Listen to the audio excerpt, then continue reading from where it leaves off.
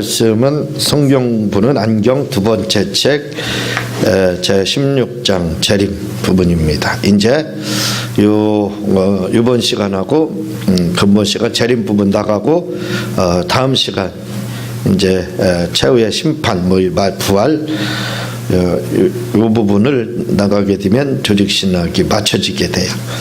그래서 상하고는 이렇게 다 여러분들이 보게 됩니다.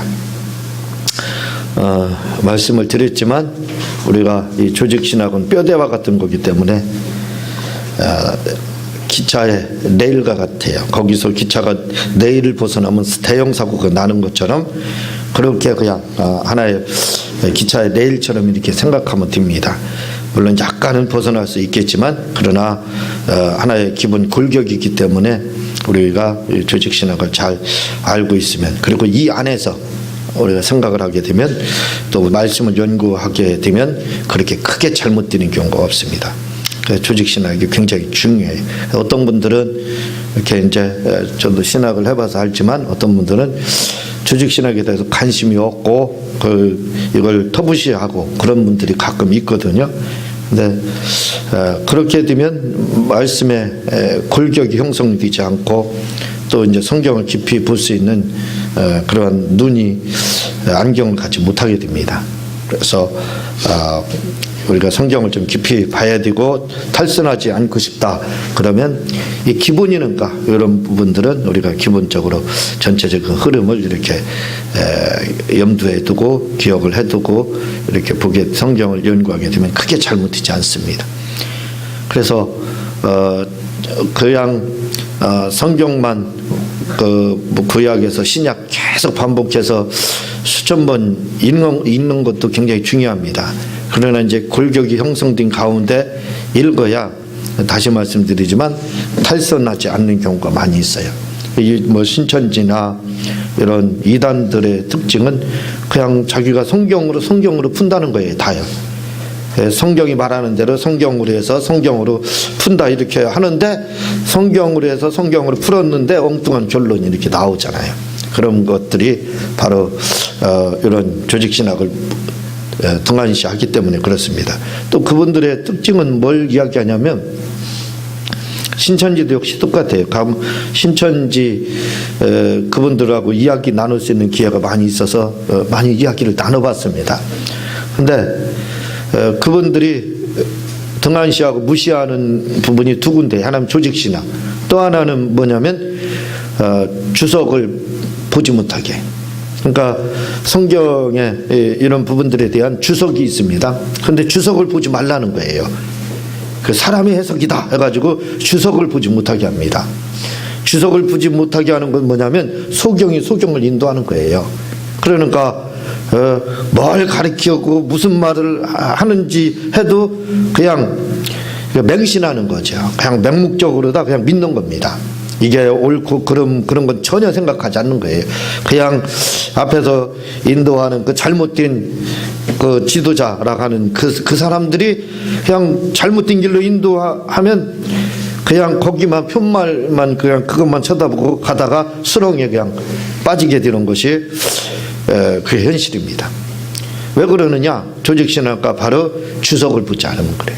이 주석이라는 것이 얼마나 중요한지 몰라요. 왜냐하면 거기에는 그냥 단순히 성경에 대한 해석만 들어있는 게 아닙니다. 해석도 들어있고 원어 분석도 들어있어요. 거기다 또 더 중요한 배경까지, 역사적인 것까지, 왜 이 말이 나오게 됐는지, 당시의 그 상황과 문화와 그런 정황들, 이런 것들이 잘 기재가 되어 있어요. 그래서 주석이라는 것이 얼마나 필요한지 모릅니다. 근데 이제 그걸 못 보게 하는 거예요. 그걸 못 보게 하면 어떻게 돼요?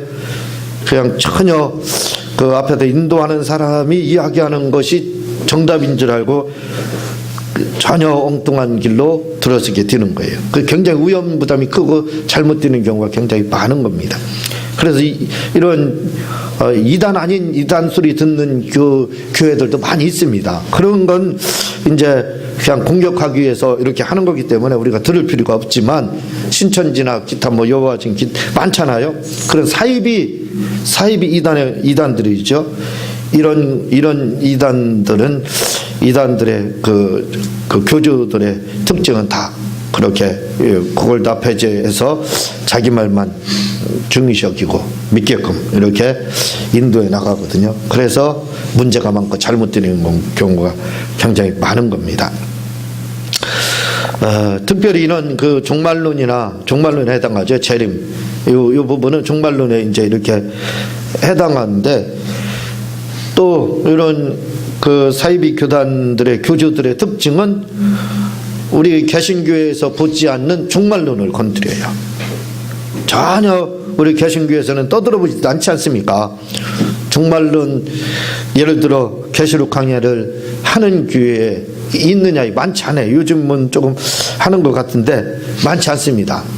그러면 누가 그 부분을 손을 대느냐? 다 저 이상한 사람들이 갖다 손을 대서 눈에다 코에다가 다 걸고 귀에다 갖다 거는, 그러면 눈에 코에 걸면 코걸이, 귀에 걸면 귀걸이, 이런 식으로 성경을 잘못 해석하는 경우가 굉장히 많이 있습니다.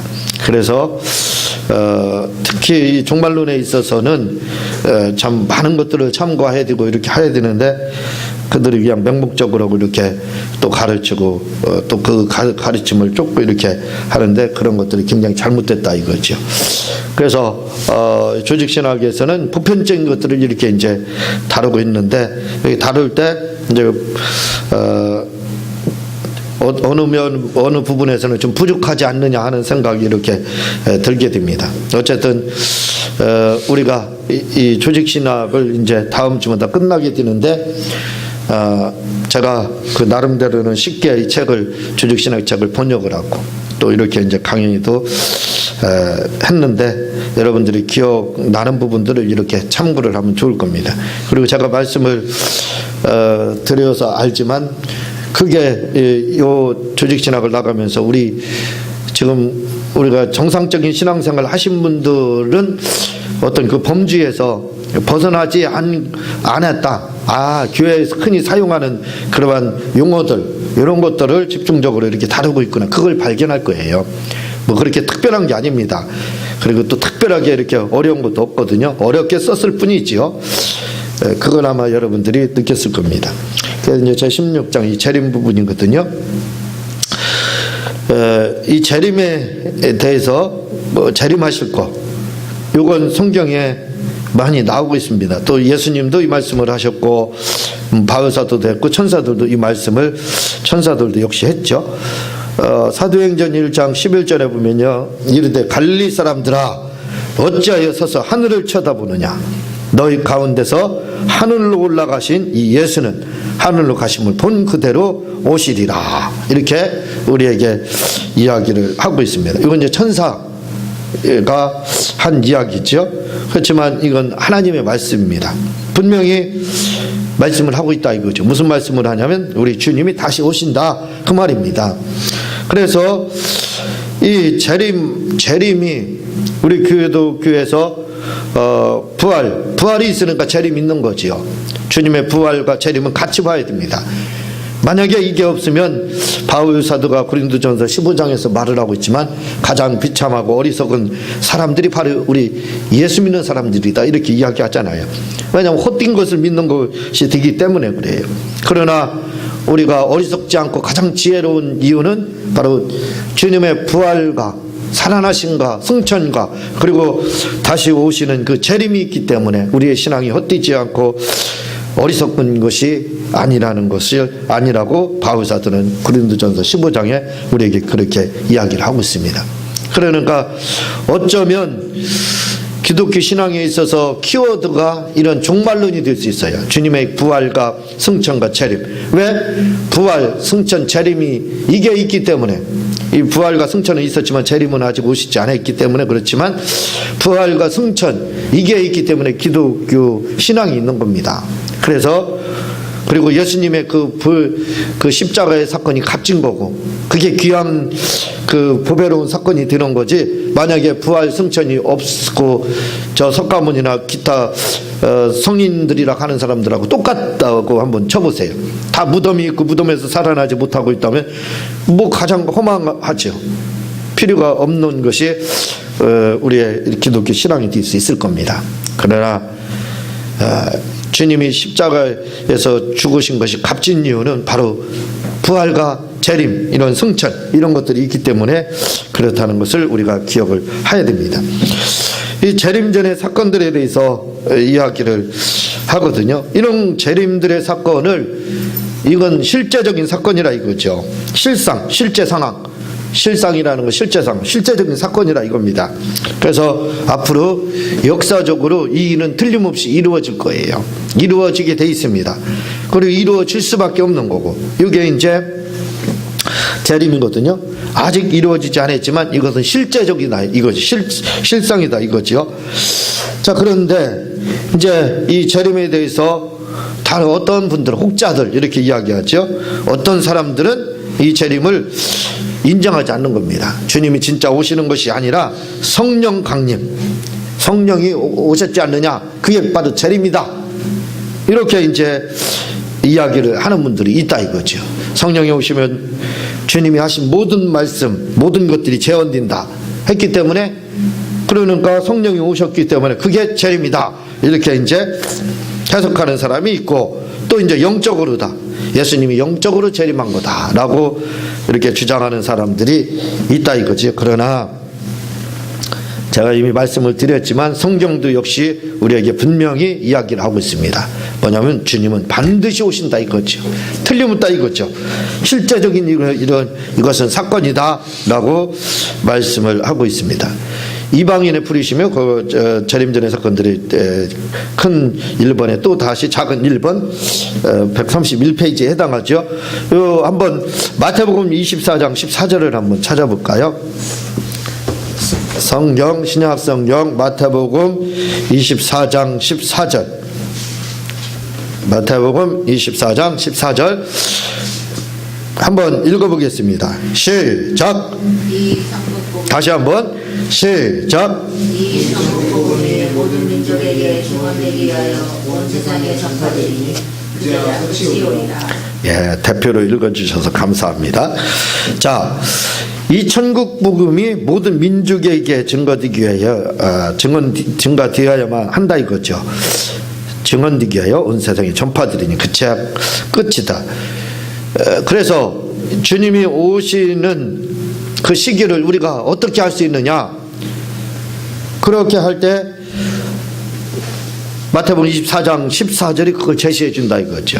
재림 전에 확실한 재림의 그 재림의 징조, 전주곡, 그게 뭐냐?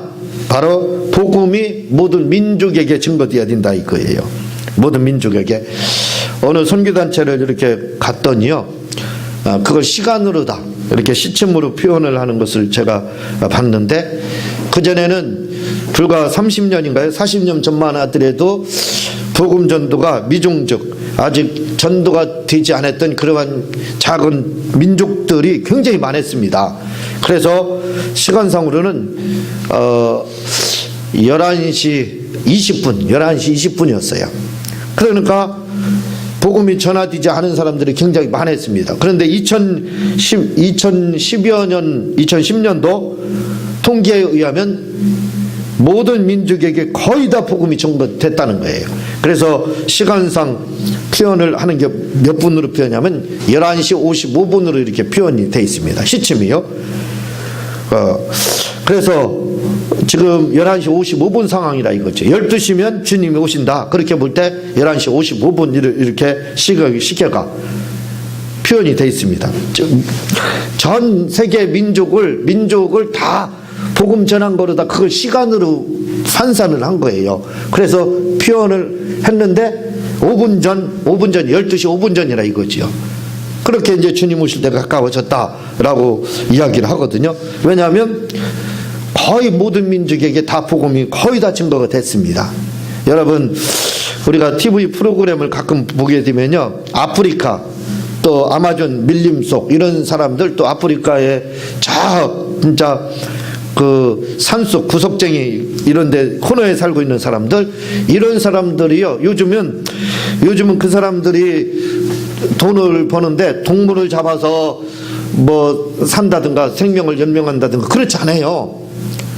그리고 예전에는 민족, 그 아프리카의 그 종족들 있잖아요. 막 서로 싸워서 죽이고 살리고 해가지고 땅 차지하고 그렇게 했었잖아요. 지금 그런 아프리카에도 그런 데가 없어요. 그런 민족이 없습니다. 그래서 요즘에는 그들이 민속문화 우리나라도 있잖아요. 그런 것처럼 외부에서 사람들, 관광객들이 오면 그들의 주 수입원이 뭐냐면, 관광객들이 오면 예전에 자기들이 살았던 걸 공연을 하는 겁니다. 그걸 재현해서 공연해요. 공연해서 살아요. 그래서 그거 할 때마다 이제 돈이 들어오잖아요. 관광객들이 돈을 주거든요. 그거 가지고 생활을 해요. 예전처럼 소 잡고 뭐 저희 잡고 산속 들어가서 밀렵을 한다든가, 물론 그것도 있긴 있어요. 그런데 지금은 그들이 사는 것이 그렇게 사는 게 아닙니다. 왜냐하면 이제는 옛날과 같이 식인종이 없어요. 그런 데가 없습니다. 다 문명이 다 들어갔어요. 한마디로 문명이 안 들어간 데가 없다니까요.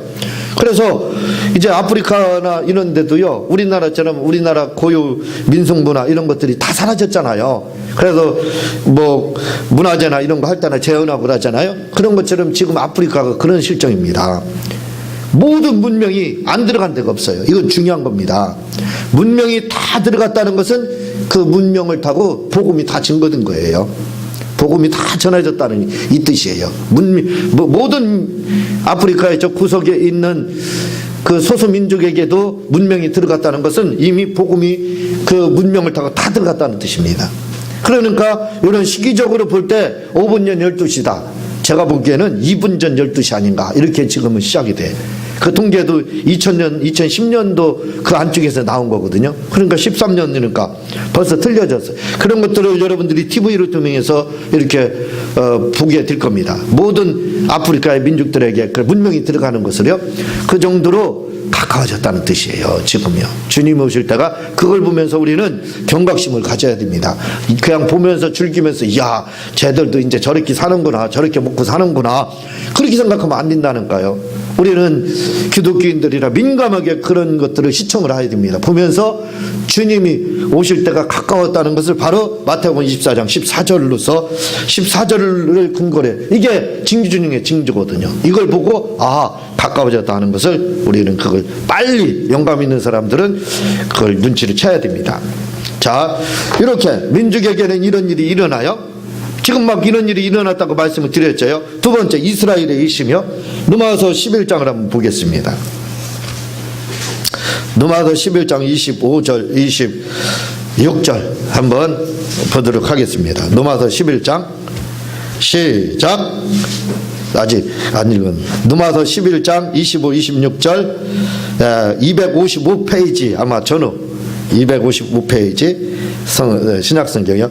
11장 25절 큰 소리로 시작. 형제들아, 너희가 스스로 주에 있다 하면서 이 신비를 여기고 모르기를 내가 원치 아니하노니, 이는 우리는 이방인의 충만한 수가 들어오기까지 이스라엘의 영원한 그가 된 것이었다. 이스라엘이, 이방인들이 충만하게 들어오면 이제 이스라엘이 그 전까지는 우둔하게 복음을 받아들이지 않는다 이거죠. 26절 시작. 그리하여 온 이스라엘이 구원을 받으리라. 됐습니다. 그래서 이제 시온이 야곱에게서 일어난다, 이렇게 이제 나오거든요. 그 다음에는 이스라엘이 돌아온다는 거예요. 이스라엘이 구원을 받게 된다는 거예요. 그래서 이걸 뭐라고 그러냐면, 여기 시온에서 하기 때문에 시오니즘 이렇게 이야기합니다. 우리가 이 시오니즘을 해가지고 백투더 예루살렘 막 그런 말들이 나오거든요. 크게 놓치고 있어요. 크게 오해하고 있는 부분이 있습니다. 왜냐하면 백투더 그 예루살렘 시오니즘, 이걸 뭐를 이야기하냐면, 독립한 이스라엘로 수많은 민족들이 돌아올 것이다, 이렇게 생각해요. 이 흩어져 있는 유대인들이 돌아오게 되면 그게 바로 백투더 예루살렘이 된다는 거예요. 그리고 그게 시오니즘이다, 이렇게 생각을 하거든요. 그래서 어디에서 얼마나 들어오고, 실제적으로 러시아에서 굉장히 많이 그 유입이 됐습니다. 들어왔습니다. 아프리카나 흩어져 있는 유대인들이 들어왔어요. 그래서 이스라엘에 지금 400만인가 이렇게 돌아와서 형성되고 있어요, 나라예요.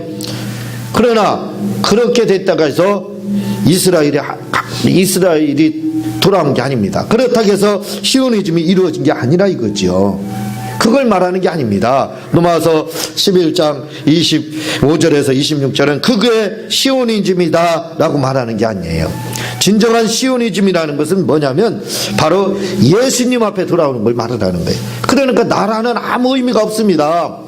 이스라엘이라는 그 나라에서 나라로 돌아오는 것이 그게 하나님 앞에 돌아왔다 그런 뜻이 아니라니까요. 근데 다 그렇게 해석을 합니다. 그게 시오니즘이다 이렇게 하거든요. 그게 아니라 이 말이죠. 진정한 시오니즘은 뭐냐면 예수님 앞에 유대인들이 각 지파 12지파에서 예수님을 믿는 걸 말을 한다 이거죠. 그 회심 그게 이루어져야 된다는 거예요. 근데 놀랍게도 지금 이러한 유대인들에게 수도 없는 복음이 막 들어가고 있습니다. 그리고 이스라엘 안에 있는 유대인들에게도 엄청난 신앙의 열풍이 불고 있어요. 중국에 그러한 열풍이 불고 있는 것처럼 이스라엘에서도 지금 그렇게 많은 사람들이 복음이 증거되고 있다는 겁니다.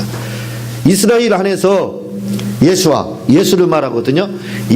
복음을 전하게 되면 그때는 쥐도새도 모르게 사람들에게 핍박을 당하고 맞고 또 잡혀가고 그랬다는 거예요. 그러나 지금은 자유가 됐다는 겁니다. 유대인 그 이스라엘 안에서도 자유롭게 복음을 전할 수 있다는 거예요.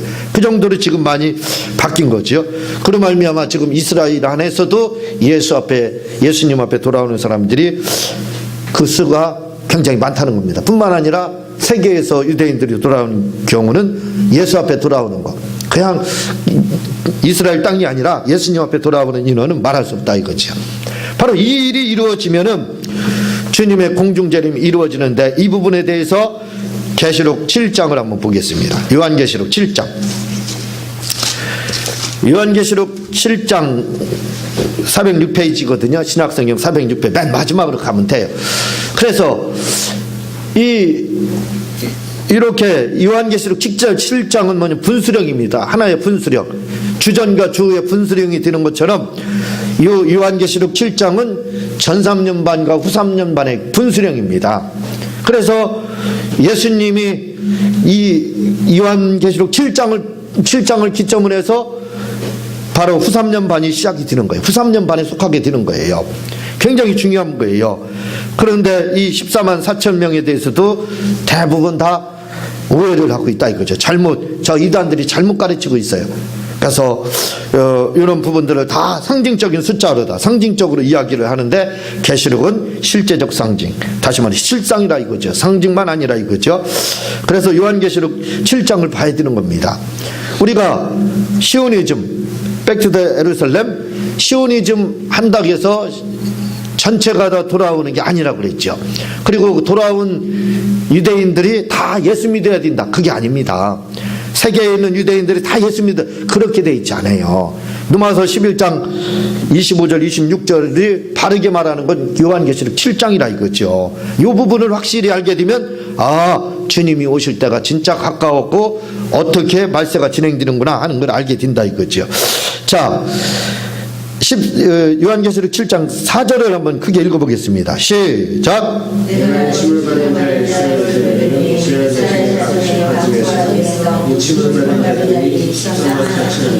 인침을 받은 자가 14만 4천 명인데 분명히 성경은 단서를 제공하고 있습니다. 단정을 한다 이거죠. 뭐라고요? 이스라엘 자손의 각 지파 이렇게 얘기하고 있어요.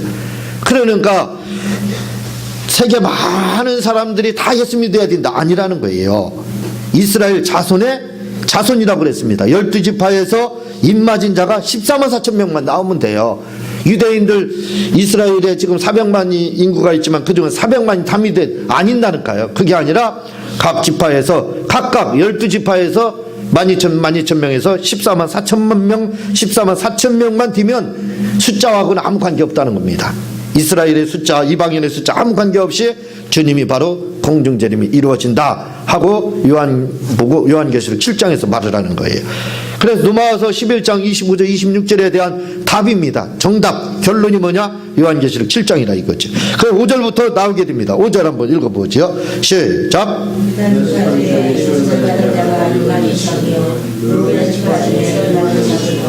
가르침받음에 12,000이요. 예, 됐습니다. 이렇게 해서 이제 12,000 해가지고 144,000명이 되는 것이 8절까지예요. 8절. 그렇죠. 이것은 4절에서 분명히 단서로 단정 짓고 있습니다. 그게 뭐냐면 이스라엘 자손. 그것도 한 자손만 144,000명이 나오면 안 되고 12지파에서 골고루 12,000명에서 144,000명이 나와야 된다는 거예요. 그러니까 한 유다지파가 많으니까 거의 다 유다지파거든요. 이스라엘은요 400만이라 해도 유다지파에 400만이 다 믿었다. 그래도 다른 지파에서 예를 들어 아셀 지파에서 12,000명 안 나온다. 그러면 재림이 이루어지지 않아요. 아무 관계 없습니다. 이스라엘 지금 형성하고 있는 유다지파 400만하고도 아무 관계 없는 거예요. 오직 12,000명만 관계 있는 거예요. 그러니까 각 지파별로 12,000명 이게 이스라엘에 흩어진 디아스포라입니다. 요 12,000명이 지금 이스라엘을 구성하는 나라는 유다 지파가 거의 90%예요. 그 네이 지파, 베냐민 지파 이렇게 세 개. 네이 집 나머지 9개 지파는 어디로 갔나 흩어져 버려서 흔적도 없어요. 그래서 모든 민족에게 복음을 전가하라 이렇게 이야기한 거예요. 그들을 찾기 위해서요. 그래서 요들이 144,000명 다 12,000에서 144,000이 되면 주님이 오신다. 공중재림을 하게 된다 이거죠. 그러면 그 일이 이루어지네. 공중재림이 이루어졌을 때 이방인들은 어떻게 됐느냐 이거죠. 그게 9절이 나옵니다. 9절 시작. 이 후에 내가 보니 각 나라와 족속과 백성과 방언에서 아무로들이 셀 수 없는 큰 무리가 나와 이것을 입고 손에 증거가지를 들고 부장과 어린 양 앞에 서서 예, 이렇게 이스라엘은 이미 로마서 11장에서 말하는 25절 26절에서 말하는 그 충만한 수가 누구를 말하느냐 바로 계시록 7장에 보니까 각 지파에서 12,000명에서 144,000명만 되면 충만한 수라 이거지요. 이스라엘의 충만한 수는 144,000명입니다. 그러면 이때 공중재림에 참여한 이방인은 어떻게 되느냐 이거예요. 여기서 이야기하고 있지만 이방인을 보니까 그때 보니까 이방인은 각 나라와 족속과 백성과 방언 이건 이방인을 말하라는 거예요. 예, 나라가 모든 나라 각 나라 족속 각 족속 민족 백성 방언 역시 민족을 말하는 거죠. 그럼 각 나라 민족 마태복음 24장 14절에서 말하는 거죠. 모든 민족을 말하는 거예요. 그들은 얼마나 많은 숫자가 주님의 공중재림에 참여하게 되느냐면 능히 셀 수 없는 큰 무리 이렇게 이야기하고 있습니다. 그러니까 이방인들은 144,000하고 아무 관계 없어요. 10만 명, 1,000만 명이 다 믿어도 믿는다 그러면 이방인들은 1,000만 명, 1억, 2억, 10억, 100억이 믿는다. 이방인들이 그랬다. 그러면 그 이방인들은 다 공중재림에 참여하는 거예요. 그렇지만 이스라엘 사람들은 그렇지 않다 이거죠. 이스라엘은 각 지파별로 12,000명으로 딱 명시가 되어 있습니다. 더 이상은 안 된다 이거죠. 이렇게 이야기를 하고 있습니다. 그러니까 요 계시록 7장만 잘 이해하더라도 저 이상하게 말하는 사이비 교단들의 교주들에게 속지 않죠. 분명히 성경은 확실하게 밝혀지고 있습니다. 144,000명이 저 신천지다. 자기들이 그러잖아요. 또 여호와 증인이다. 또 뭐 하나님의 교단 그렇게 엉뚱하게 주장하잖아요. 그러나 요한계시록 7장에 보는 거 분명히 나온다 이거죠. 144,000명이 누구냐 했을 때 이스라엘 딱 단서를 정해져 있습니다. 이런 일이 있을 줄 알고 이렇게 오해할 줄 알고 하나님이 딱 각 지파에서 12,000명 이건 다 이스라엘이다 라고 이야기를 하고 이방인은 생각할 것도 없다는 거예요. 이방인은 그냥 너나 할 것 없이 다 예수님을 바로 믿고 의지하면 다 누구나 그 공중재림에 참여하게 된다라고 계시록 7장에서 이렇게 이야기를 하고 있습니다. 또 여기 이제 그 큰 배교, 대배교 이렇게 이야기하고 대환란, 적그리스도의 출현, 표적과 기사, 재림 자체 이렇게 이제 이야기하고 있는데 여기는 안 하고 그냥 여러분들이 책을 한번 읽어보시고 그 다음에 이제 마지막 장을 다음 주에 이렇게 나가도록 하겠습니다. 제가 기도하고 주님 가르친 기도로 마치도록 하겠습니다. 하나님